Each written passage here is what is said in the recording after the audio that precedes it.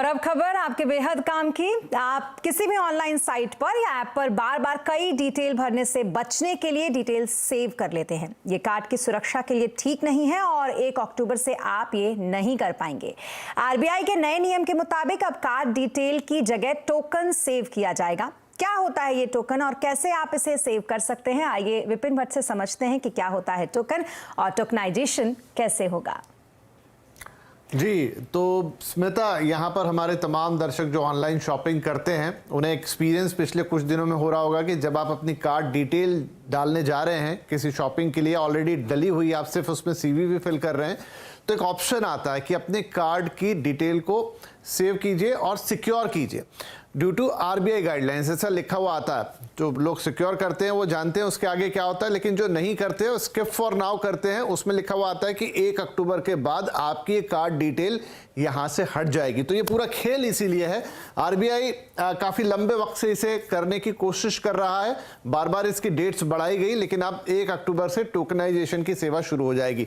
होगा क्या, देखिए, बार बार डालना होगा कार्ड डिटेल। इसका मतलब यह है कि अब आप अपने कार्ड डिटेल को सेव नहीं कर सकते हैं किसी ऑनलाइन प्लेटफॉर्म पर, सिर्फ कार्ड का टोकन सेव कर सकते हैं। हम समझेंगे आगे कि टोकन सेव करने का मतलब क्या है, लेकिन पहली बात यह कि आपकी कार्ड डिटेल सेव नहीं होगी। खतरा था, चोरी हो जाती थी, बहुत रिस्क थे, इसलिए अब ये सेव नहीं होगी आरबीआई की गाइडलाइन से। टोकन को समझ लेते हैं क्या होता है। टोकनाइजेशन की बात हो रही है। टोकन एक तरह का कोड है जो आपको हर बार नया मिलेगा, यानी अब आपकी कार्ड की डिटेल की जगह एक टोकन आएगा। कोड में 3 डिटेल्स होंगी। वो क्या 3 डिटेल्स होंगी हम आपको बता देते हैं।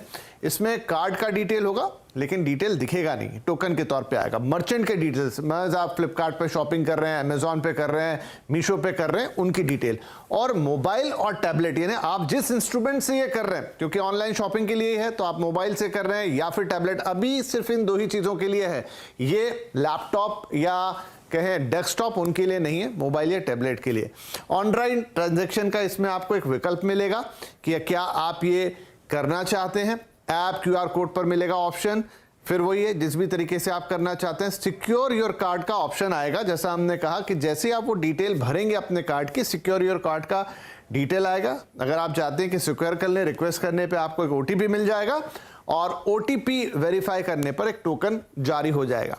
अब जितनी बार आप ये ट्रांजैक्शन करेंगे उतनी बार आपको ये टोकन आएगा हर मर्चेंट के लिए। इंपॉर्टेंट चीजें क्या हैं, हर मर्चेंट से मतलब वही मैंने कहा कि अगर आप फ्लिपकार्ट पे हैं तो अलग होगा, अमेजॉन पे हैं तो अलग होगा, किसी और शॉपिंग साइट पर हैं तो अलग होगा, और सिर्फ मोबाइल या टैबलेट के लिए ही ये टोकन जनरेट होंगे, क्योंकि ज़्यादातर लोग इसी का इस्तेमाल करते हैं। टोकन जनरेट करने के लिए कोई चार्ज आपको खास तौर पे देना नहीं होगा।